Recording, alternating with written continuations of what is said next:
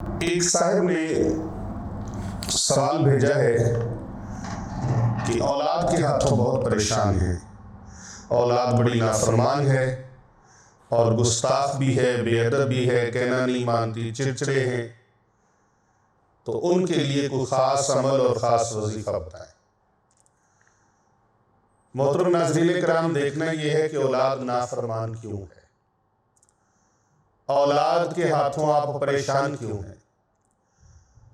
तो मैं वालिदैन को सबसे पहले ये सवाल छोटा है, जवाब बड़ा है, और इस सवाल की कई जिहतें हैं और इसके कई पहलू हैं। औलाद, सबसे पहले इसी सवाल को देखना है कि औलाद नाफरमान है क्यों। क्या उसमें हमारा कोई रोल तो नहीं है, कोई उसमें हमारा कसूर तो नहीं है, कोई उसमें हमारा अमल दखल तो नहीं है। बाज़ औक़ात वालिदैन के अमाल की वजह से, वालिदैन के कौल फ़िल की वजह से औलाद नाफरमान, गुस्ताख, बेअदब हो जाती है और चिड़चिड़ापन उनके अंदर पैदा हो जाता है और नाफरमानी का अंसर उनके अंदर बढ़ जाता है। बाज़ औक़ात बाज़ जिहतों से सबसे पहले ये देखना है कि आप जो रिज़्क़े हलाल उनको खिला रहे हैं, वो रिज़्क़े हलाल बिल्कुल ठीक है, उसके अंदर कोई गड़बड़ तो नहीं हो रही, उसमें सूद का, रिश्वत का पैसा तो नहीं है, नाजायज़ ज़राए से हासिल किया गया पैसा तो नहीं है, चोरी डकैती का पैसा तो नहीं है। इसके साथ साथ ये भी देखना है कि आया कि घर के अंदर बदअमालियाँ तो नहीं हो रही, नमाज बेनमाज तो नहीं है, हम कुरान पाक की तिलावत से महरूम तो नहीं है, वालिदैन झूठ बोल रहे हों, गलत बयानियाँ कर रहे हों, बदज़ुबानियाँ कर रहे हों, तो उनके रवैयों की वजह से भी औलाद नाफरमान, गुस्ताख और बेअदब हो जाती है। सबसे पहले चीज़ें आपने घर को देखना है। हम कलमा तो पढ़ते हैं, ला इलाहा इल्लल्लाह मुहम्मदुर रसूलुल्लाह, लेकिन कलमे पे अमल नहीं करते। ला इलाहा का माना क्या है? अल्लाह के सिवा कोई इबादत के लायक नहीं। ला इलाहा इल्लल्लाह, ये नफी इस्बात है। ला इलाहा, कोई इबादत के लायक नहीं, कोई सजदे के लायक नहीं, कोई इला नहीं, कोई माबूद नहीं, इल्लल्लाह, अल्लाह के सिवा। मुहम्मद रसूलुल्लाह, हजरत मोहम्मद सल्लल्लाहु अलैहि वसल्लम अल्लाह के रसूल हैं। अब हम ये कलमा तो पढ़ते हैं, कितने लोग हैं जिनको कलमे के माने का नहीं पता, कलमे के तर्जुमे का नहीं पता, और कितने ऐसे लोग हैं जिनको तर्जुमे का तो पता है, माने का तो पता है, लेकिन कभी उन्होंने सजदा नहीं किया। जुबान से कहते हैं ला इलाहा इल्लल्लाह, अल्लाह के सिवा कोई इबादत के लायक नहीं, अल्लाह के सिवा कोई सजदे के लायक नहीं, तो कितने लोग हैं जो सजदा करते हैं। इसकी अगर चश्मदीद गवाही देखनी हो तो आप मोहल्ले की मस्जिदों में चले जाएं, मोहल्ले की मस्जिद में जाकर देख लें कितने लोग हैं जो मस्जिद में नहीं आए और कितने लोग हैं जो मस्जिद में आए। उनको न देखें तो आप अपने आप को देख लें, आपके घर के अंदर कितने मर्द हजरात हैं, उनमें से कितने लोग हैं जो मस्जिद में जाके नमाज अदा कर रहे हैं। कई लोगों ने घर के अंदर मस्जिद बनाई होती, मस्जिदुल बैत उससे कहते हैं, वहां भी कई लोग नमाज नहीं पढ़ते।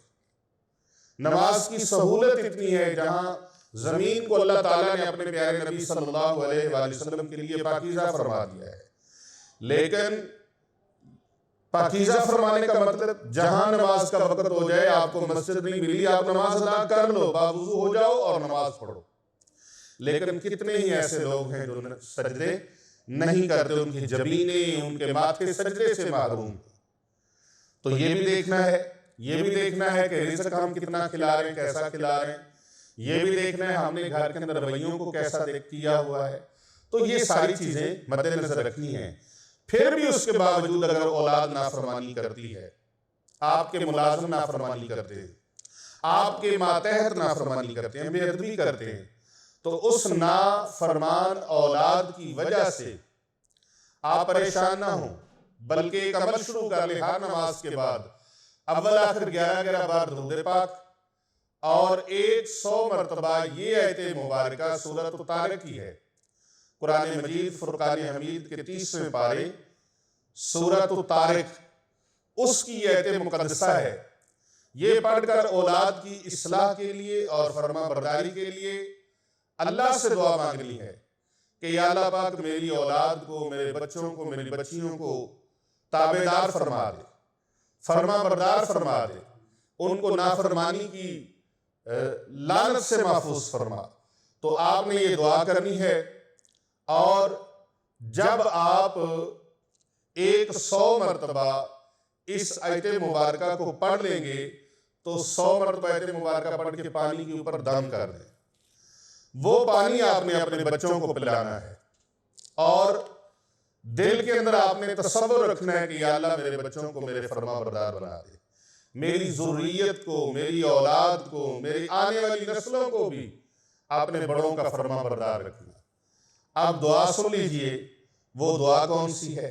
सूरत तारिक की वो आयत मुक़द्दसा का एक हिस्सा है। इन्नहुम यकीदून कैदम व अकीदु कैदा फमहिल काफिरीन अमहिलहुम रुवैदा। 100 मरतबा आप इस आयत मुक़द्दसा को पढ़ें। अव्वल आखिर आप 11 मरतबा दुरूद पाक पढ़ें। दुरूद पाक कोई सा भी पढ़ लें, दुरूद इब्राहीमी पढ़ लें, अल्लाहुम्मा सल्ली अला मुहम्मद व अला आलि मुहम्मद ये पढ़ लें, सल्लल्लाहु अला मुहम्मद ये पढ़ लें, सल्लल्लाहु अलैहि वसल्लम ये पढ़ लें, अस्सलातु वस्सलामु अलैका या सय्यदी या रसूलल्लाह व अला आलिका व सहाबिका या सय्यदी या हबीबल्लाह ये पढ़ सकते हैं आप।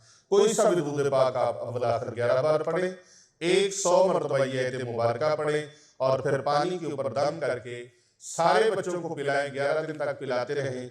अफाका हो जाए तो ठीक है, अगर कोई कसर रह जाए तो फिर 11 दिन के लिए पढ़ के पानी रख लें और रोजाना उनको पिलाते रहें। इंशाअल्लाह औलाद नाफरमान जो है, गुस्ताख जो है, बेअदब जो है, वो औलाद ताबेदार हो जाएगी, फरमाबरदार हो जाएगी, खिदमत गुजार हो जाएगी। लेकिन उसके साथ साथ नमाज पानीगाना की पाबंदी भी करनी है, और खुद बच्चों को नमाज का हुक्म भी देना है, और इसके हलाल खिलाने की उनको कोशिश करनी है, और हर तरह के नजायज और हराम कामों से बचने की कोशिश करनी है। मेरी दुआ है, चले दुआ कर लेते हैं। बिस्मिल्लाहिर्रहमानिर्रहीम, अल्लाहुम्मा सल्ली अला सय्यिदिना व मौलाना मुहम्मदिन व अला आलि सय्यिदिना मौलाना मुहम्मदिन मुबारक वसल्लम। या अल्लाह पूरी उम्मत मुस्लिमा की खैर फरमा, जितने भी लोग जादू जिन्नात से परेशान उनकी परेशानियां दूर फरमा, जो औलाद के हाथों परेशान है, नाफरमान औलाद, गुस्ताख बेअदब औलाद के हाथों से, या अल्लाह पाक उन माँ बाप के बच्चों को फरमाबरदार और ताबेदार फरमा। या इलाही तमाम मुसलमानों को, तमाम उम्मत मुहम्मदिया को या अल्लाह पाक इत्तेफाक व इत्तेहाद अता फरमा, और तमाम की परेशानियां दूर फरमा। जिसने भी दुआओं के लिए दरख्वास्त की है, या अल्लाह पाक पूरी दुनिया से जितने मुसलमान हमारे साथ दुआ में शामिल हैं, या जिन्होंने दुआओं के लिए पहले से कमेंट भेजे हुए हैं और अपने मैसेजेस के जरिए से उन्होंने दरख्वास्त की हुई है, या अल्लाह पाक उन तमाम की हजात को, तमाम की दुआओं को, तमन्नाओं को तेरे दरबार आलीशान में पेश करते हैं। या अल्लाह तू सब के नामों से, कामों से वाकिफ है।